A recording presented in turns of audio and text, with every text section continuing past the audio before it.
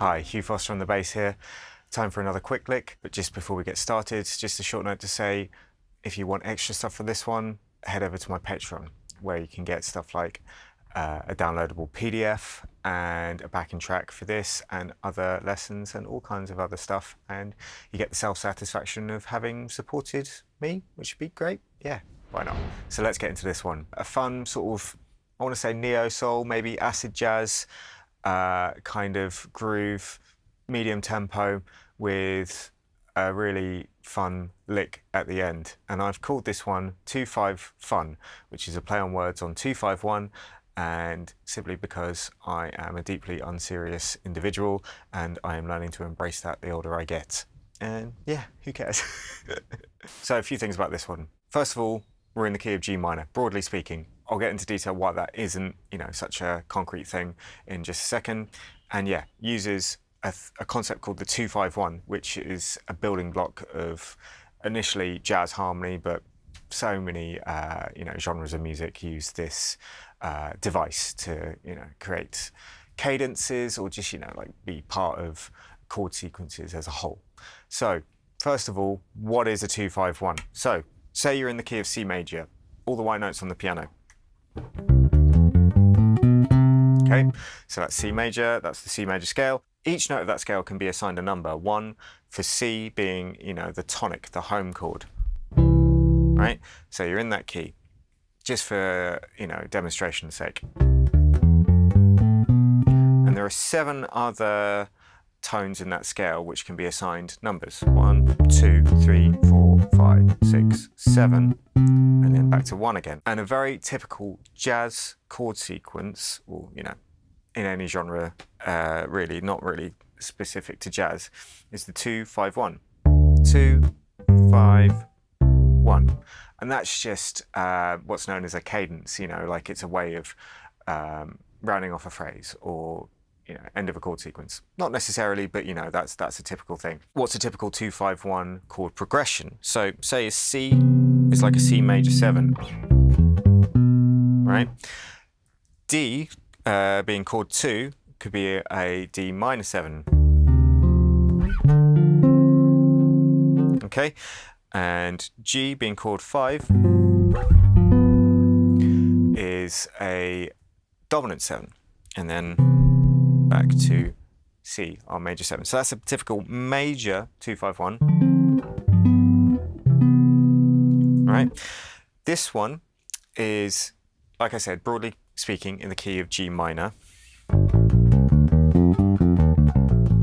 But there are notes and chords that we go to in this which use a device called modal interchange, and that's simply where you borrow chords from other keys or modes or whatever. So the second chord in the sequence in this one, first one being G minor 7, E minor 7 isn't in the key of G minor, but E flat major 7 is. So it's skirting the line between being in G minor and being in another G-based kind of tonality. I'd say it's between, at some points it's G minor and at other points it's G Dorian. But it's never in one for long enough to be really called, it's in G Dorian. I think it's kind of, a G minor overall tonality here. And then the essential part of this one, the one that we're basing our lick at the end on, A minor 7, D7, and this is like an altered D7, so it's kind of got all kinds of other fun stuff going on in it, but limited options on the bass to play it, and then back to G minor. So yeah, G minor, E minor 7, E flat major 7, A minor 7, D7, back to G minor. So you can hear how, it's kind of got that jazz sort of style, right? But in this particular case, I'd say, the style of the backing track is more of a neo-soul, maybe acid jazz. Who knows? Who cares? more importantly. Two things that make this not, strictly speaking, G minor all the time, that E minor 7, and also the 2 chord in the 251. I'll get back to what is a typical G minor 251 is basically the 2 chord is normally a minor 7 with a flat 5. Right? Which is a little bit darker sounding. And a bit more sort of, you know, like, yeah, your standard minor kind of thing. But this one, it's got that E natural in it. Which is, yeah, I'd say more of a sort of neo-soul kind of thing. Anyway, before I ramble on for too long about jazz and 251s, let's break it down. Let's hear it, slowed down, and with nothing else going on so you can really hear what I'm playing. So, 3, 4.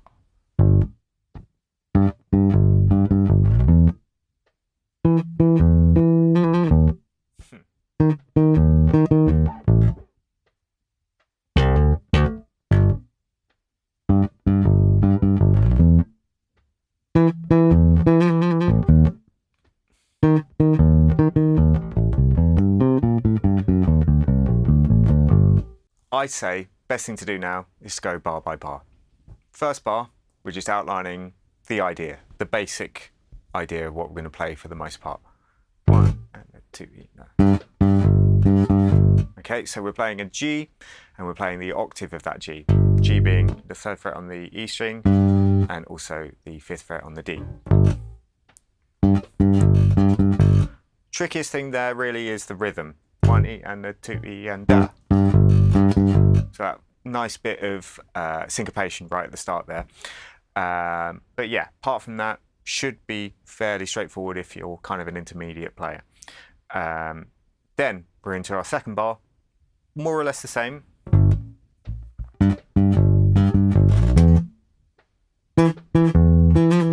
So almost the same pattern, but with a variation. So instead of jumping back down, we stay on the high E, in this case, E minor being the chord.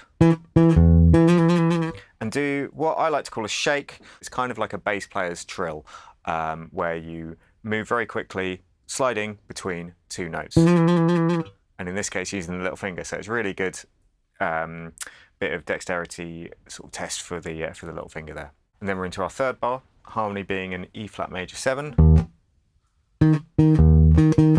Exactly the same rhythmic pattern and movement as the first bar. And then fourth bar, keeping it nice and spaced out. This is where the chord sequence does that 2-5, that real pivotal kind of chord progression.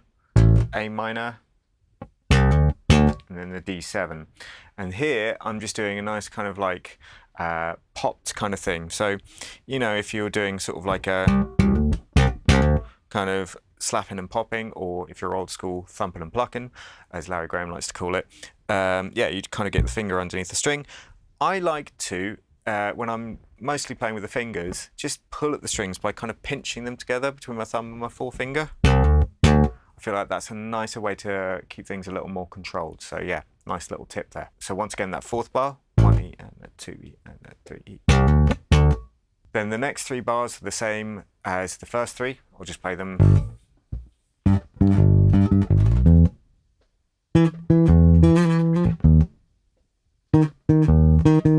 And then we're into our last bar, which has got this 2-5-1 lick, which is all 16th notes. And first of all, let's hear it slower on its own. 3, 4.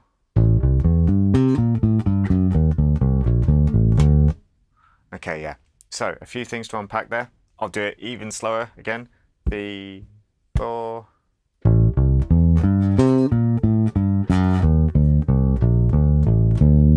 Okay, so let's just think about the 2 chords that are going on and the 2 sort of halves of the bar. So the first 2 beats, I'm basically outlining an A minor 7. Even the first few notes of what you would play if you were, you know, a music teacher told you play a minor 7 arpeggio. Okay, those first 4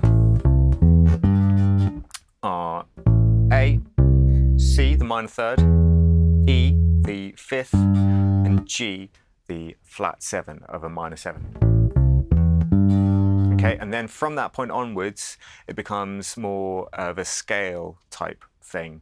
So we go up to C, which is also, you know, the minor third again, but in this case it's up an octave, so you could call it a minor 10th. Okay, and then from that point, you go down the scale to B flat, to A, and then to G. So think, yeah, G minor still. And then from that point, the chord changes to the D7, the 5. And instead of playing the root note, I'm starting on the major third of the D7. So first of all, let's just do a typical D7 arpeggio. There it is. So we've landed on F sharp, the major third of the D7 chord. And then from that point, this is where modal interchange comes into play again. I'm thinking in the key of G harmonic minor. So instead of being an F natural, it's an F sharp. Okay, but we're going down the scale. So we do that jump down to the E flat, keep going down the scale. So E flat, D, C, and then this bit here kind of sounds to my ears a bit sort of like a typical neoclassical thing, where you keep going back up to the 5th of G, and kind of it's good to do in this particular context because that is the root note of the chord D. All right, and then we get back to G, you know, when we're resolving back to the 1 chord in this instance. But yeah, a bit of a handful at full speed, but basically, yeah, B flat, D, A, D, and then if you're continuing on to beat 1 of the next bar, G. So a few technical things to look out for in this particular part as well. Really, really get your alternating in your right hand kind of under your fingers.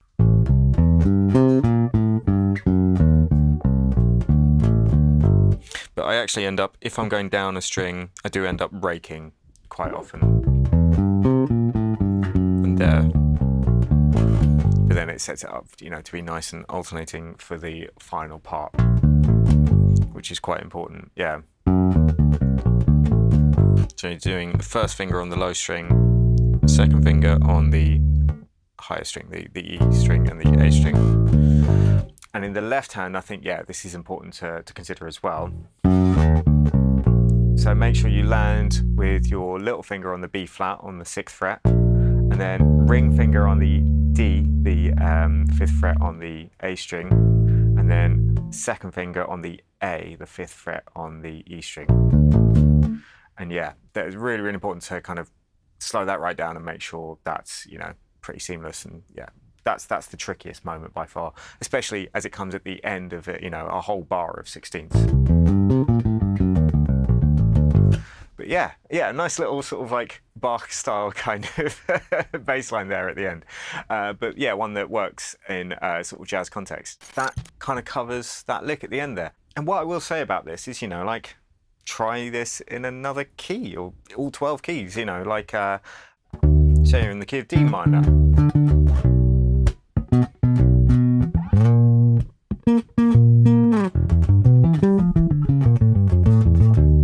You know, a different sort of, a different kind of prospect there. There is a way to play that in a different key, so in that case in D minor, without using all 4 strings, where, you know, it gets a little more constricted up in the higher frets. Can we play this, you know, in our original key up the octave as well? Yes. Becomes a different prospect there, you know, a little more shifting around, but definitely achievable with some practice. So yeah, that's the thing with all of these licks, you know, try and apply them to other keys, other, you know, styles, anything, and see how you get on, and just try and get them, you know, in your vocab somewhere. Well, that about wraps things up from me today. But if there has been anything I've missed or anything that needs clearing up, do let me know in the comments. And of course, let me know how you get on with this one. And don't forget, you can get the backing track and the PDF as a download on my Patreon, along with loads of other stuff. And you know, the self-satisfaction of supporting a YouTube creator, really appreciate it. Anyway, I've been Hugh Foster on the bass. How about I play us out? And that was Quick Lick 12. 2-5 fun.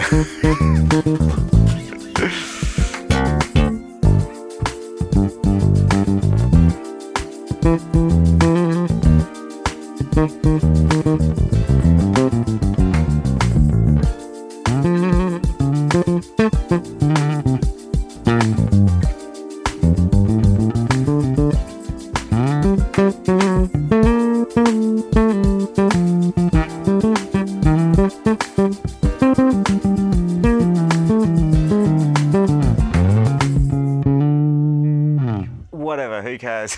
All right, see you guys next time.